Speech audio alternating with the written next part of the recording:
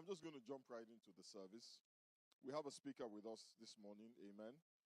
I told the folks in the first service that even though they have not met her, she is not a guest. Amen. She's a member of this big family.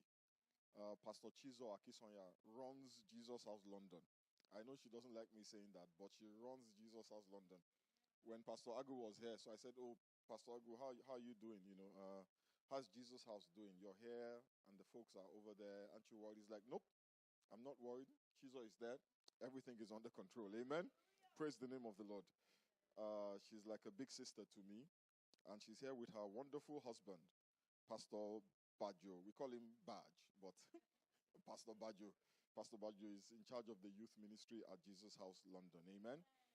She wrote a book that she will tell us a little bit more about as she ministers.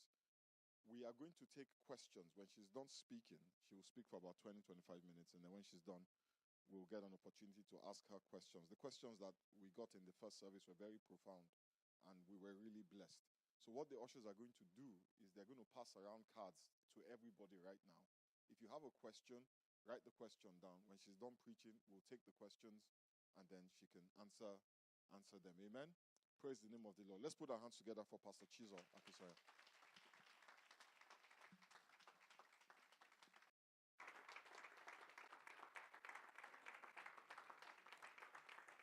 Amen. Thank you.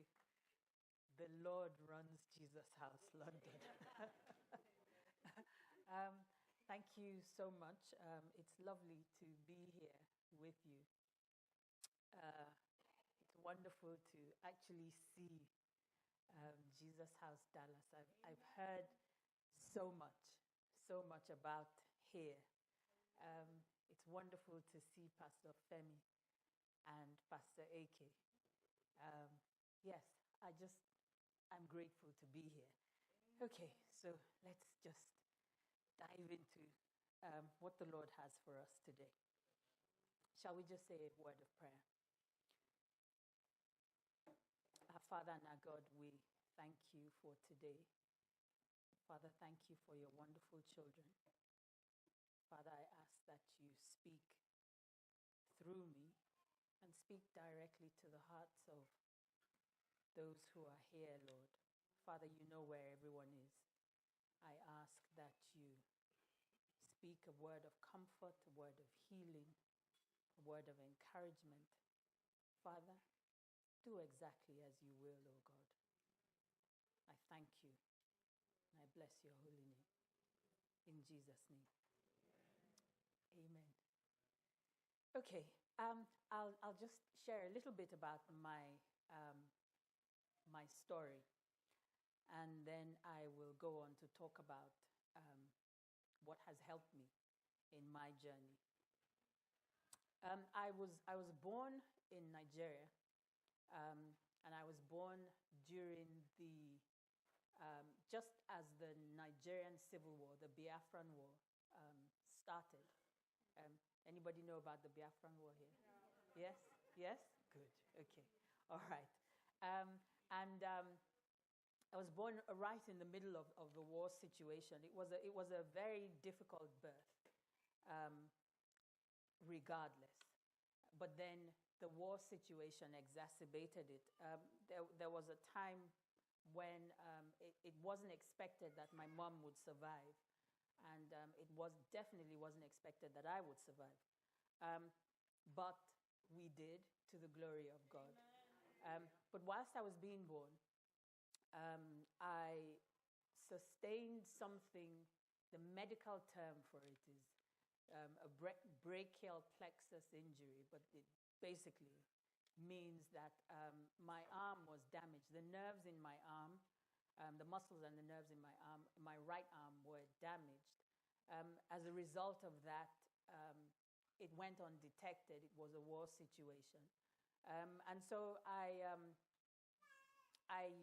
found myself living with a disability in Nigeria, which is a very interesting thing.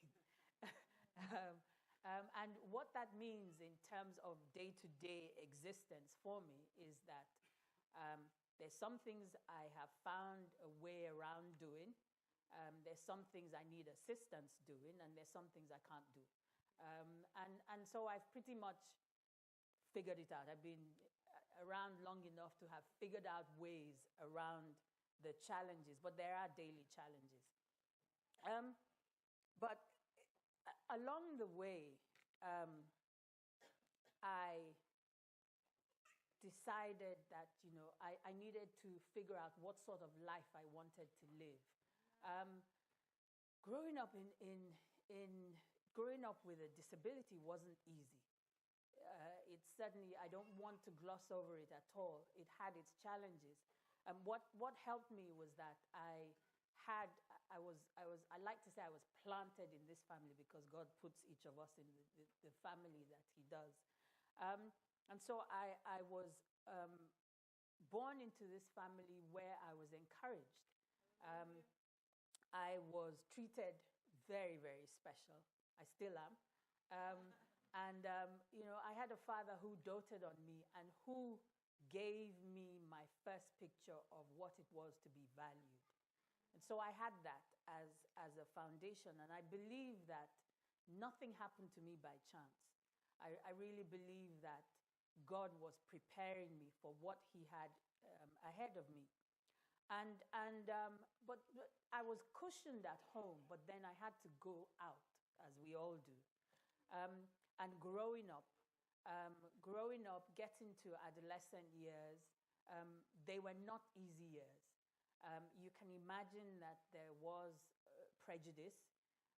You can imagine, obviously, in an African culture, there's a lot of stigma and shame attached to disability. Nothing much has changed, really, in all those years. And I used to wonder growing up where all the disabled people were. Not just the beggars that we saw and that are there evident on the streets of Lagos, which was the city where I grew up. I wondered where they were. How come they weren't in mainstream society? How come they weren't, in professions? Where were they? And that puzzled me as a child. But then suddenly growing up to be an adult, I realized that the reason they weren't there was because they were hidden away. The ones that weren't killed were hidden away. There was so much shame attached to it. But even going through all of that, I realized, and my experiences have taught me certain things, and I just want to share some of those things and some of the other experiences that we have gone through, my husband and I. One of the first things that I understood was that, challenges come to all of us. Mine may have been initially living with a disability, but believe me, challenges happen. You're either in one presently, you're either coming out of one, or you are going through one. No one is immune from the storms of life. They happen. When you least expect it, they come. And again, I understood that, these challenges grow our faith. And, they test our trust in God. It's very easy to talk about, being victorious. People always said to me, "You're victorious." And I was very quick to say amen, until I realized that, you don't have a victory without a battle. And then I wasn't quite sure that I wanted to be victorious all the time. But that is the reality of life. There are battles. Anyone who tries to gloss over life or Christianity is telling you a lie. You will face those battles. The Bible assures us of many adversities, many trials that will come your way. But the difference is that I am victorious. The difference is that, God will see us through. James 1:2 says, in the Amplified says, "Consider it nothing but joy, my brothers and sisters, whenever you fall into various trials. Be assured that the testing of your faith, through experience produces endurance, leading to spiritual maturity and inner peace. And let endurance have its perfect result and do a thorough work, so that you may be perfect and completely developed in your faith, lacking in nothing. You know, one of my early studies of this verse, these two verses, you know, I thought, I don't want to consider it joy. I certainly do not want, I don't want any trials. I do not want to, I don't see anything joyful about trials. That's how I that's how I thought. But in the trials, you see God. Amen. It's in the fire that you see that fourth man that the Bible assures us is there. There is just something about being at your weakest and knowing that in yourself you cannot help yourself. And then God, in his mercy and infinite wisdom, reaches out and pulls you out of the absolute mess that you were in. You know, when my husband and I, we have seen a few challenges since we've been married. To the glory of God, we've been married 20 years. And praise God. Praise God. And along that journey of becoming and along that journey of getting to know God, we've had a miscarriage. We've had all sorts of illnesses between us, but we've had a miscarriage, and we also had a stillbirth a few years ago. Our son was born, died in the womb, and he was born at 27 weeks. And things were going wrong with the pregnancy. So the plan was that he would be born at 28 weeks. So 7 days short of when he would have been born, he died. And we then had to go through labor and deliver him. And that was a difficult time. Now, I remember my husband kept saying to me, God will see us through. You know, and at the time, I held on to that because really I didn't have anything else to hold on to. And I thought, okay, God will see us through. But this is the complete opposite from what we were expecting. How is God going to see us through? But you know, my husband believed it entirely. And somehow I drew strength from his belief. And the truth is that God did see us through that experience. He continues to see us through the daily challenges that we face. And he will always see us through. He will see you through. You know, you're not alone. As I went through growing up, as I went through one challenge after the other, I thought, you know, these challenges are beyond my control. But what is within my control is how I deal with those challenges, how I respond to life. I knew I could either choose to be overwhelmed by life and not do much, be paralyzed by circumstances, or I could choose to trust what God says about me and overcome. I wanted to live the best life possible. I keep saying, I want to live the best life possible. What does that mean for me? You know, that basically means that I'm never down and out. Hallelujah. You know, I may be down, but it will not last. Amen. Because the one who I draw strength from will lift me up. Amen. It means that I have joy in the midst of trials. It's not happiness, because happiness is dependent on your outward circumstances. And there's something very transient about happiness. You know, it comes when something good happens to you, and it goes. You know, but then there's joy that is something deeper. It's an awareness of something. You know, when you see somebody going through a really tough time, a bereavement, a loss, and still You know, sometimes you go to the place to encourage somebody who's lost someone, and you come away feeling encouraged yourself. And you wonder, what is it about this person? That's the joy that I'm talking about. It's not you can be grieving and still have joy. And I have found that it is true. You can actually go through the most horrendous experience in your life and you still have joy. And it's the joy of the Lord. And, you know, Nehemiah says that joy is our strength. The Bible in another version calls it a stronghold. You know, it's what will fortify you. It is what will be a buffer against the storms of life. And those storms will come. You know, I've also found that in the midst of trials, God makes a way. He always makes a way. Now,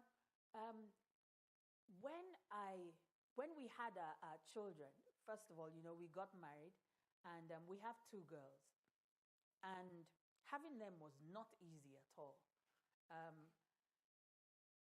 When we got pregnant with our first daughter, we had a straightforward pregnancy. But then towards the end, around about 8 months, everything started to go wrong.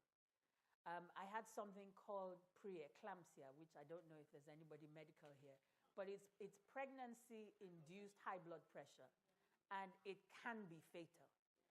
You know, and so we had that. So our first daughter was born at 37 weeks. She was tiny. I thought, I have never seen a child this small. She was 2.1 kilos. I don't know what that, okay. That's what she was. She was small. But then you know what I thought? I thought, God, you're amazing. If I had had a strapping 8-pounder of a child, 4 kilos, I would not have been able to carry that child. I absolutely, you know, so God is in the details. Now, when she was born, I was in hospital the first night, and the baby started crying, and, you know, the nurses didn't come. I'd had a cesarean section. I was in a lot of pain. I could barely move, and this child wouldn't stop crying. And I kept saying, God, you know, I need to pick up the child, but I couldn't reach her, and the nurses were not coming. You know, and I did what I have learned to do in difficult times. I just said, Lord, help me. You know, there's no need for many words. Your Father in heaven, He hears your cries. Sometimes you articulate them audibly. Sometimes it's just an inner cry. Only you and He can hear it. And I said, Lord, help me. And you cannot believe the picture that He brought to my mind. Now, do you enjoy cartoons? Okay. All right. If you don't, maybe you have children. Now, you know the stalk, when a baby is being born, or they don't have babies, they don't give birth in cartoons. So, Mr. and Mrs. Duck of Ducktown are they're about to receive a baby duck. And the stalk, why is it a stalk that brings those babies? I have no idea. Okay. But the stalk brings the baby, but it has it in its beak, wrapped in a cloth. Yeah? That was the picture that God brought into my mind that day. And I thought, okay, what does this mean? So I thought, well, okay, I can pull this child in the blanket. Now, she was in a bassinet. Quite a bit, there was a distance between her, certainly what looked like a gulf. You know, but then I reached across and I gathered her in her blanket. And like the stork does, I held her and transported her across. I held my breath because she could have fallen out of this thing. But I had to do something. Now, when she got to me, I just held her, and that's all the baby needed, just to be close to me. And as I did that, I heard God say, I haven't heard God's voice many times, but there have been specific times when I know it's Him. And I heard Him say, there's always a way. There is always a way. You know, He makes a way. I had these girls and I wanted to do their hair. And, and I thought I don't want my children to have hair that's all over the place. It's a thing with me, Girls, yeah.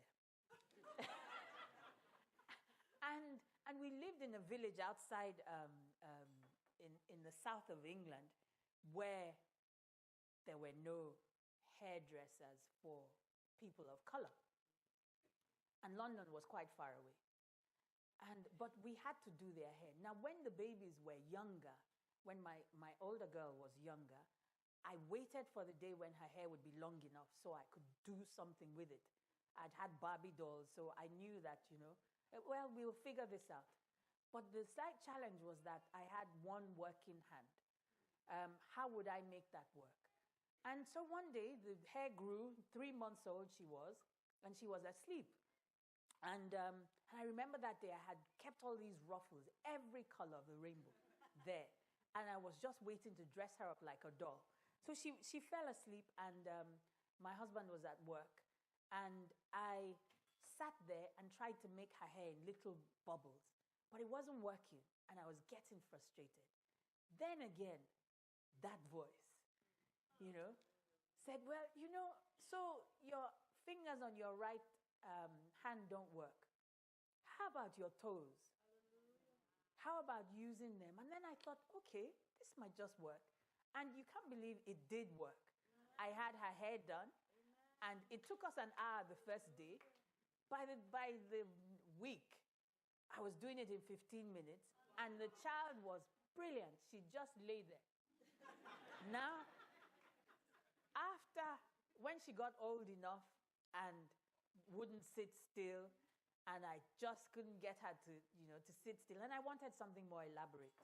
I was saying to them in the first service that God, who takes care of the details, had given me a wonderful husband who likes to do hair.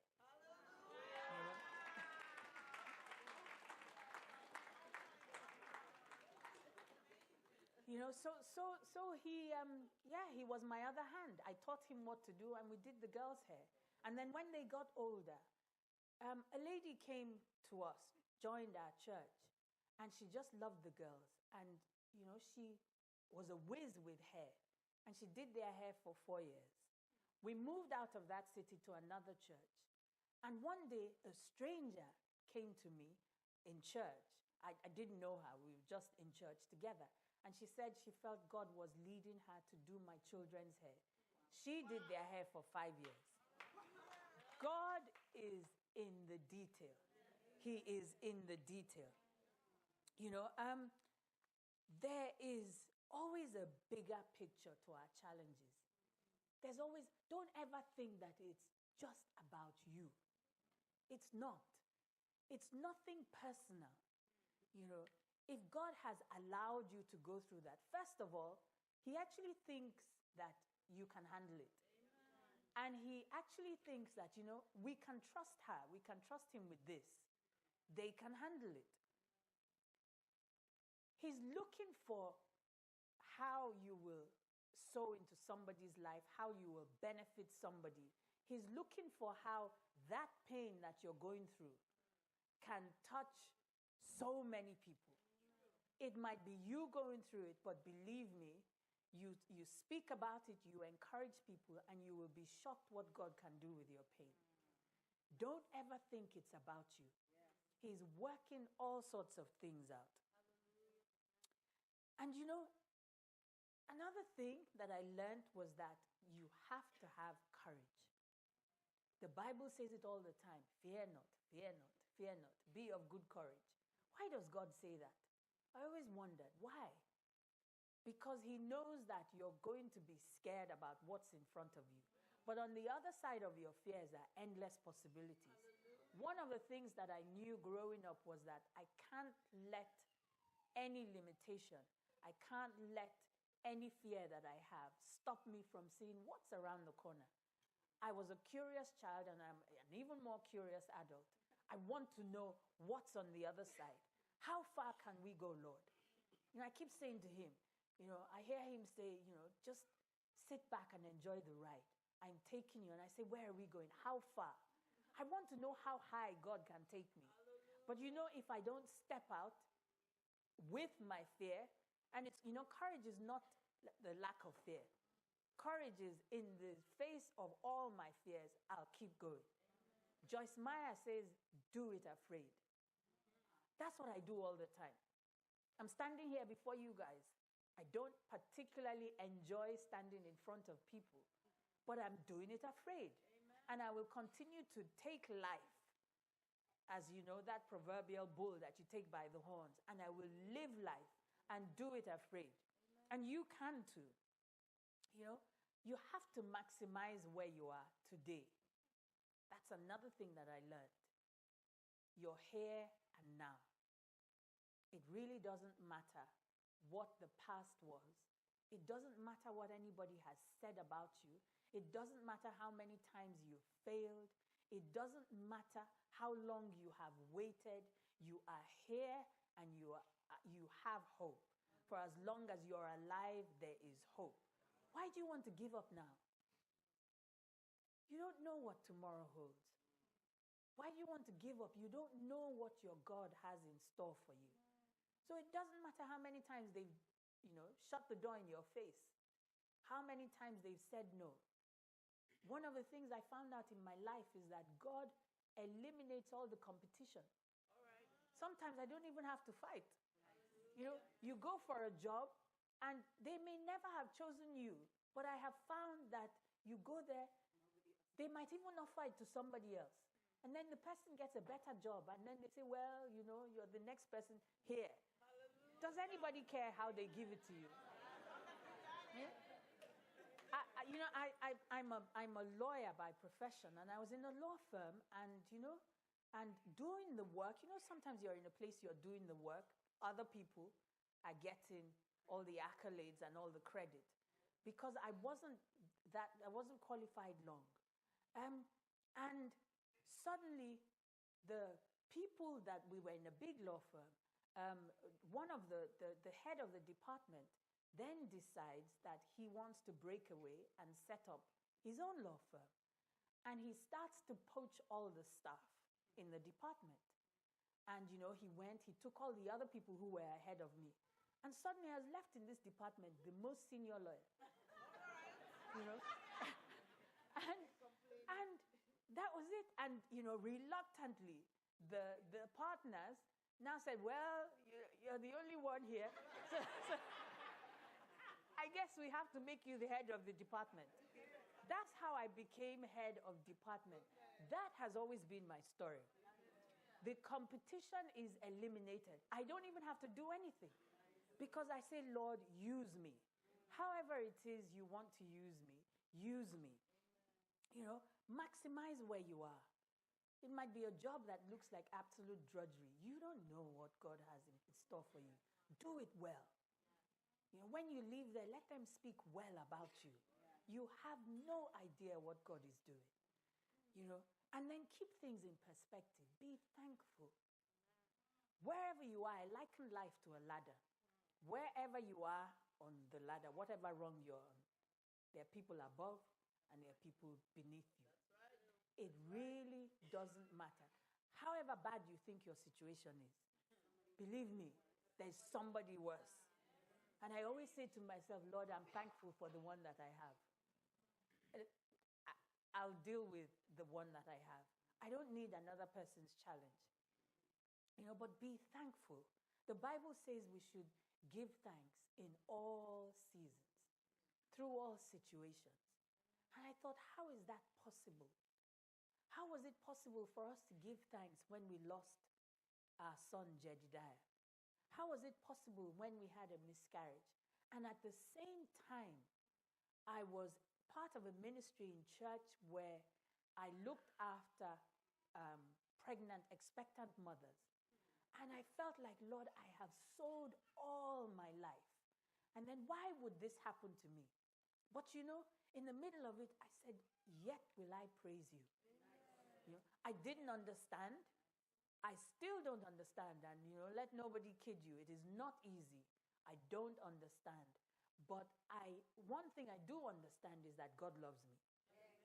I have seen enough indications of his love. And He loves you too.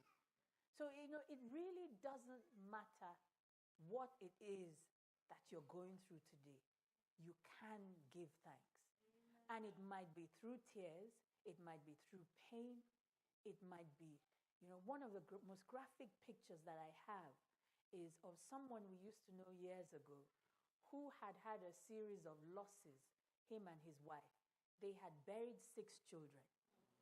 And he was at the graveside burying the 7th child. And I will never forget the picture of him lifting up his hands through tears, worshiping God. In the middle of all of that, God is God, and He will never leave you. He will never forsake you. And you can trust Him. You can trust Him. God loves you. I may have just come to say this to one person. God loves you. Don't give up. God loves you, and you'll stand and testify of His goodness. You'll be able to tell people that you were here and now see where you are. You'll be able to tell people that this was what happened to you, but you're still standing by His grace. Shall we just bow our heads?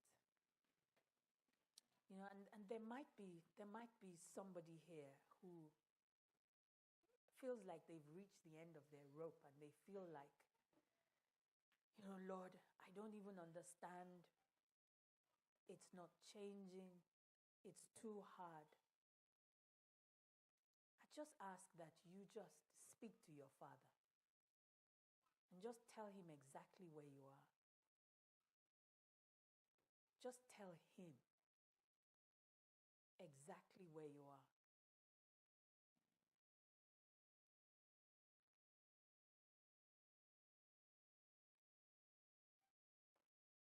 Father, I ask that you just comfort your son, comfort your daughter. Father, in a way that only you can. Show them how special they are to you. Show them that you are in every challenge. Show them that you've never lost sight of where they are, that you know their name. They're not just faceless. You know exactly where they are, and you are working things out for their good. Father, I thank you. I give you all the praise, dear Lord. In Jesus' mighty name. Amen. Amen. Amen.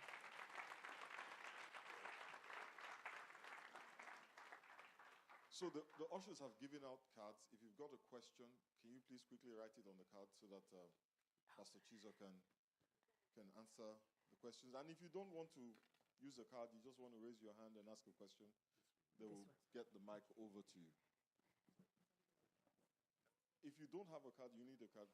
The ushers will pass the card. Questions? Anybody? Cards? Anybody? Hi. Okay, so I guess my question is, from what you said, I think you still deal with this every day. Okay. And so how do you, on a daily basis,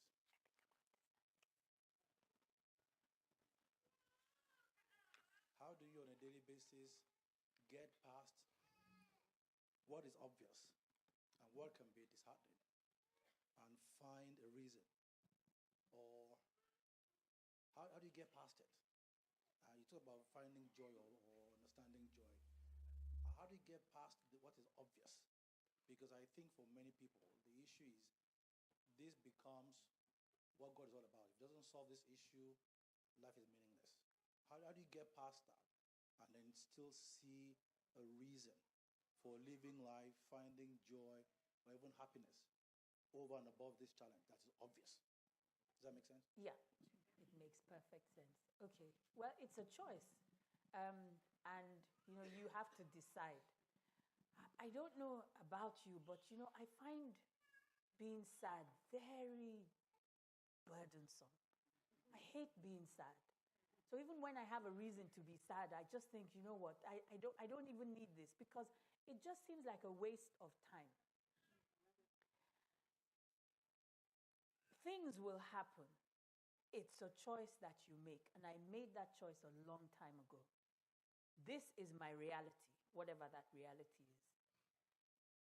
Being sad, hiding in my room, not living, is not going to change this reality. So it was a very practical decision for me. It was, okay, in terms of disability, how can I get around it? What do I want to do that's stopping me, that this is stopping me from doing? And how can I get around those things? And I wrote down all of those things. Okay, so I want to drive a car. I found out that they're driving instructors for disabled people and that they can adapt your car. And that's what happened. Now I drive happily. That's eliminated. God has helped me every step of the way. There's nothing that I've wanted to do that I've been prevented from doing. My husband and I have a system. When we go out, there was a period in my life when I was so conscious, very, very self-conscious, and I'd go out and I'd order meals that I hated, simply because I knew I couldn't cut up my food with one hand. And I'd be eating all kinds of stuff that I really didn't care for. But I got to the stage where we got married. God has put him in my life. And now, we're sitting in a restaurant. I order anything, and we don't even talk.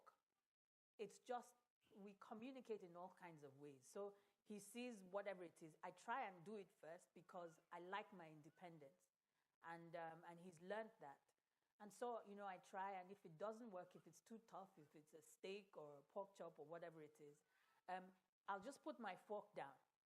And he will be in company, but nobody will know. He'll just slide the plate across to his side, cut it all up, and he knows to cut it nicely.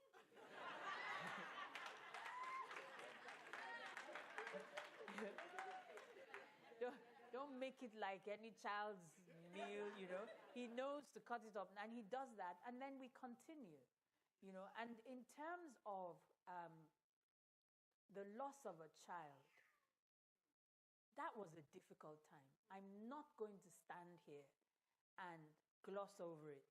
And I had questions, and it took a while. It took a while. Initially, I just thought, this doesn't make sense.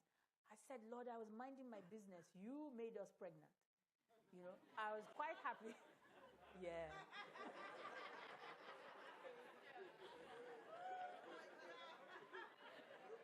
Well,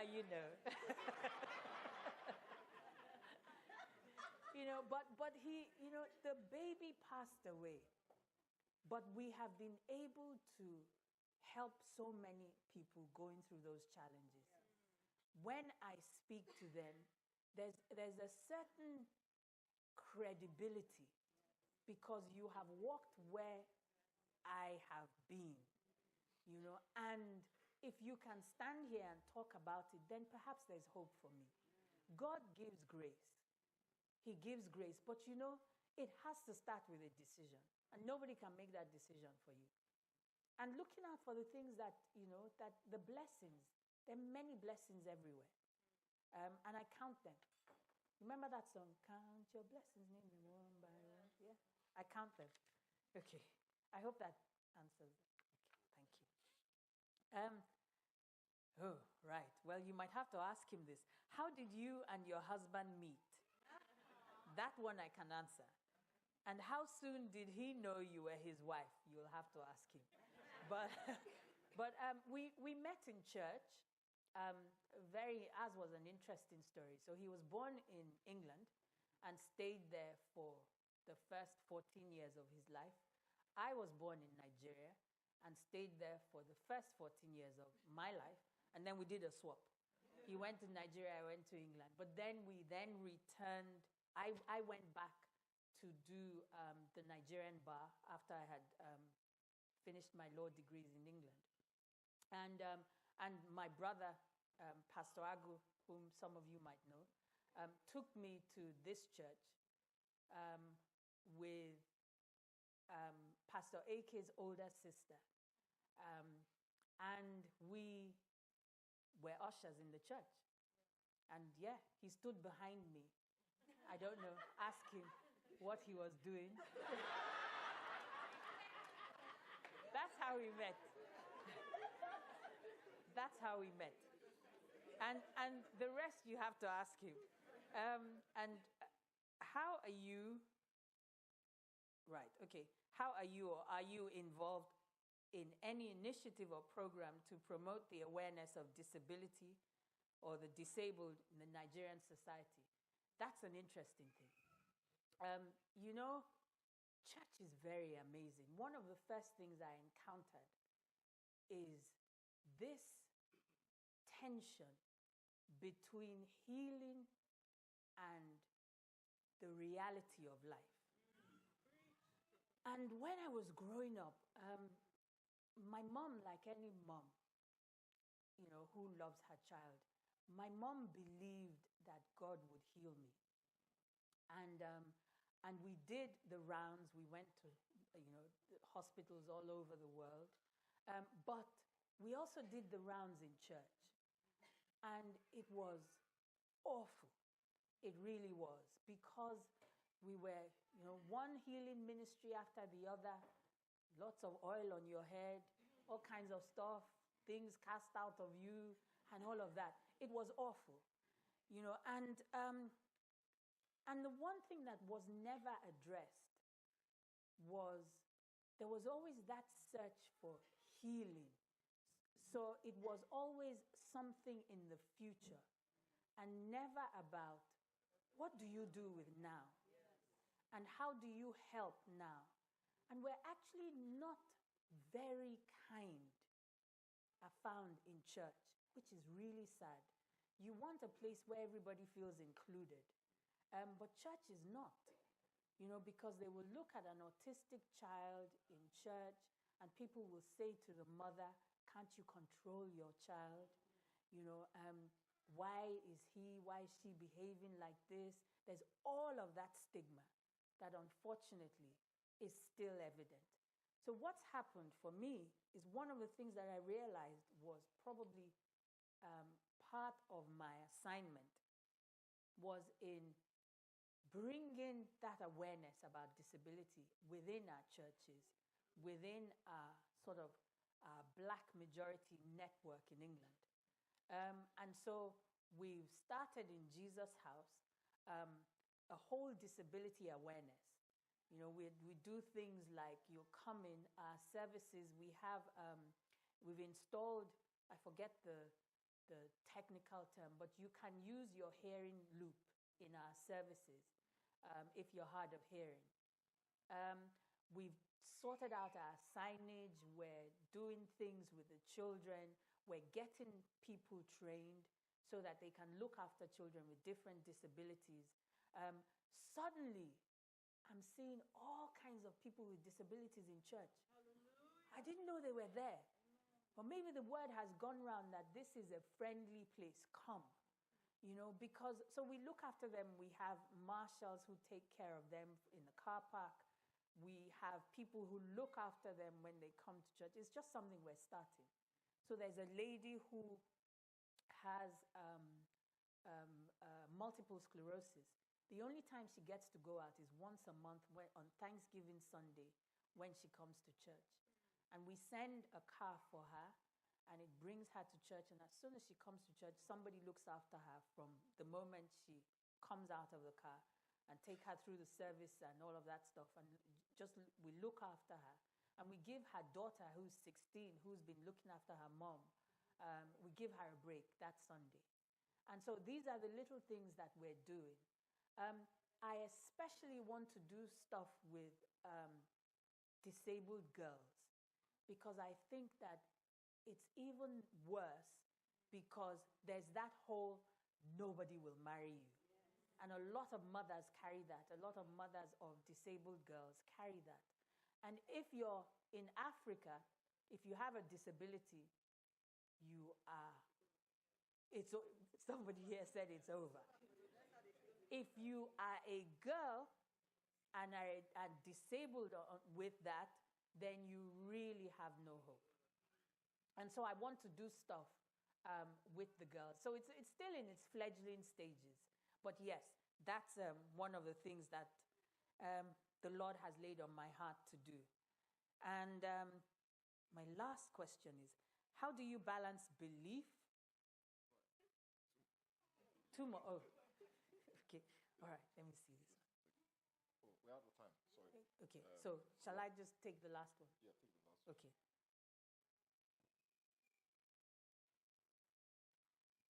Okay. How do you, this is a tough one, but I shall try. How do you balance belief and accepting what could be God's will? Asked another way, is accepting that it's possible a situation won't change tantamount to losing faith? Okay, all right. No. I think that you should maximize where you are. So I could look at my circumstance and say, God can't heal me. But I still believe that God will heal me. I believe that can he heal? Absolutely. Does he choose to? I don't know. I really don't know. Is it important? I'm not sure that it is anymore. I've got to that stage, but don't forget, this is not an overnight journey. This is a lifetime of coming to a place where I'm comfortable in my own skin. I know who I am. I know that God loves me. If he allowed this to happen, it was for a greater purpose. Would I rather he had chosen somebody else? Yes, probably. But he decided to choose me. And for as long as I have breath, for as long as I have life, I will continue to testify of his goodness in my life. I can't do anything else. God has been too good to me. And so, do you lose faith? No, don't lose faith. You just keep looking for him, and just trusting that, he's God and he will do it. And you continue living life. And then when you get to heaven, if he hasn't done it the way you thought, then ask him. But in the meantime, there's a lot of work to do. Amen. Thank you very much.